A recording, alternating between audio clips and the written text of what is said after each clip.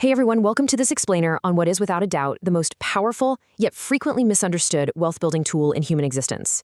People often call it the eighth wonder of the world, and honestly for very good reason. Today, we're decoding compound interest.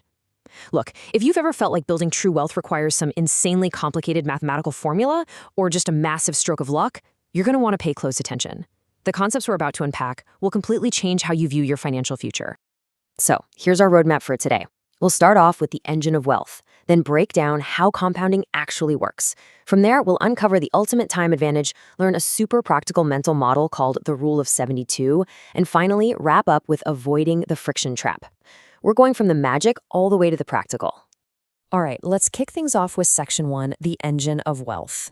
When we picture the world's most successful investors, I think we tend to assume they have a crystal ball, right? Like some secret inside knowledge or high-tech algorithms predicting every tiny market move.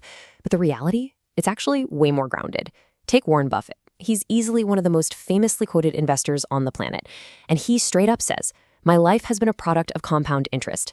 People obsess over his every trade, but they often ignore the simplest, most vital fact presented in all the research. Buffett's staggering wealth isn't primarily down to some jaw-dropping trading acumen. It's simply because he has been a consistent, solid investor for an exceptionally long time, literally since he was a kid. And this brings up a really provocative question raised in a recent research report by Julius Baer. They asked, is there a magic dust that you can sprinkle on your investments to make them grow? Well, believe it or not, the answer is yes. It actually exists. It's not a secret stock pick or a hot tip.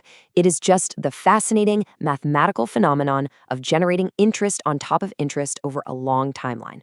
So, how does this actually happen? Let's get right into Section 2, how compounding actually works.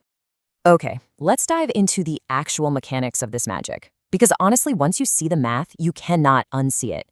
At its absolute core, compound interest is interest calculated on both the initial investment, what we call your principal, as well as the previously accumulated interest. In any long-term investment setup, your original principal actually becomes a tiny minor fraction of your final wealth. The vast majority of the money you end up with, that comes from the profit you made on your previous profits. Your money is literally working for you to create more money, which then goes to work to create even more money. It's brilliant. The research uses this absolutely perfect metaphor for it, the snowball effect. Imagine rolling a small snowball down a really long snow-covered hill. At first, it just picks up a few flakes here and there. But as it grows, its surface area expands, right? That allows it to pick up exponentially more snow with every single rotation. So a little initial growth provides the raw fuel for massive future growth. Now, the human brain actually really struggles to intuitively grasp this kind of exponential math. We naturally think linearly, and that is exactly why the staggeringly powerful results of a small starting base often catches completely by surprise. Or, to put it in a way that's maybe a bit more relatable today, think of a viral social media post. Someone posts a piece of content, a few people like and share it. That spreads to a whole new audience who then also share it, creating this massive ripple effect. The audience grows, which attracts an even larger audience, which shares it again, compounding on itself until suddenly, boom, it absolutely explodes and is trending worldwide. Compounding wealth is exactly like a viral post. It's just stretched over years instead of hours. Which brings us right to Section 3, the ultimate time advantage. If compounding is the engine, time is totally the fuel. Time, not timing, is the absolute catalyst for this entire financial phenomenon. Let's look at this fascinating juxtaposition from the Julius Baer article that really drives this home. Imagine two children. From the exact day they are born, they each receive 1,000 Swiss francs every single year. Child 1 hoards it. They literally put the cash in a tin under their bed because, nothing says financial security like sleeping on a pile of wrinkly banknotes, right? Child 2, however, invests it in an accumulating fund tracking a main index, earning a very modest average interest rate of just 5%.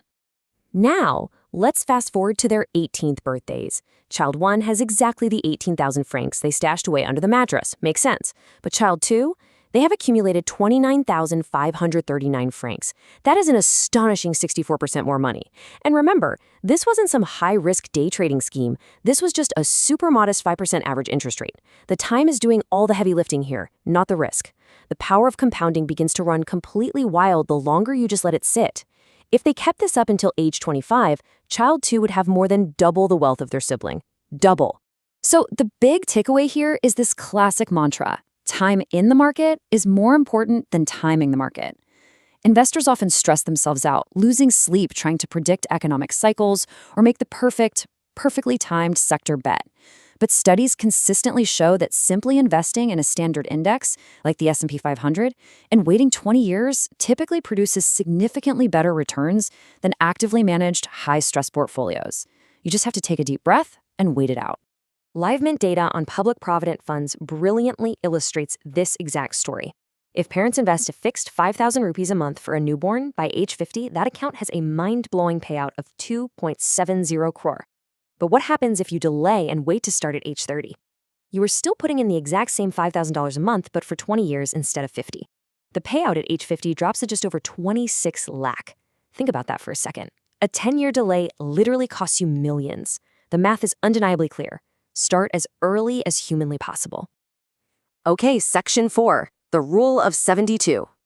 Let's pivot slightly here and give you a highly practical, everyday mental model. Something you can literally take away from this explainer and use right this second to plan your finances. 72. Just lock that number in your head. This is the insider secret to doing complex financial projections in your head in seconds. Let's walk through this empowering little calculation, which comes to us from Saxo Bank and Wall Street Prep. It is beautifully, beautifully simple. Step 1, take the number 72. Step 2, divide it by your expected annual interest rate. Step 3, the result is the exact number of years it will take for your money to double. It just shows how incredibly easy financial math can actually be when you have the right tools in your toolkit. Let's try an example together. If you have an investment earning a 5% annual return, you simply take 72 and divide it by 5. The answer is roughly 14. This means your money will completely double in size every 14 years, and you don't have to lift a single finger to make it happen. What if you can find an 8% return?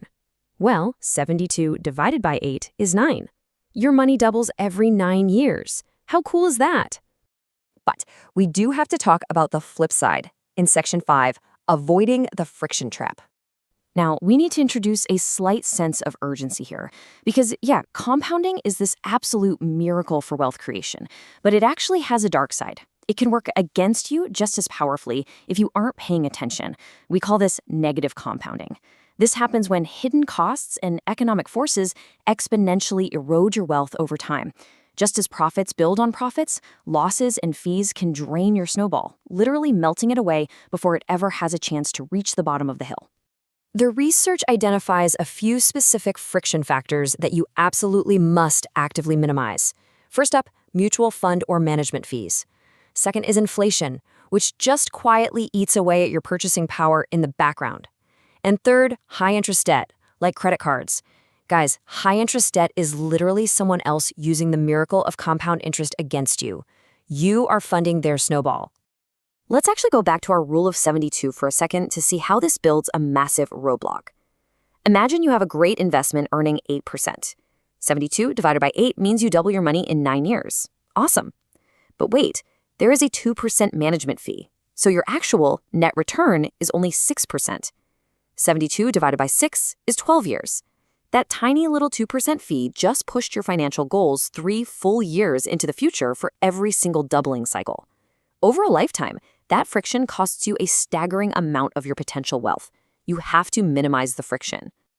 So there we have it. We've covered the mechanics, the stunning advantage of time, the incredibly handy rule of 72, and the very real dangers of negative compounding.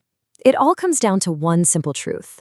Time is your greatest ally, but only if you are actually in the game. So what are you going to do with the eighth wonder of the world now that you know the clock is ticking? The math is absolutely clear, the engine is waiting, and it's entirely up to you to start it today.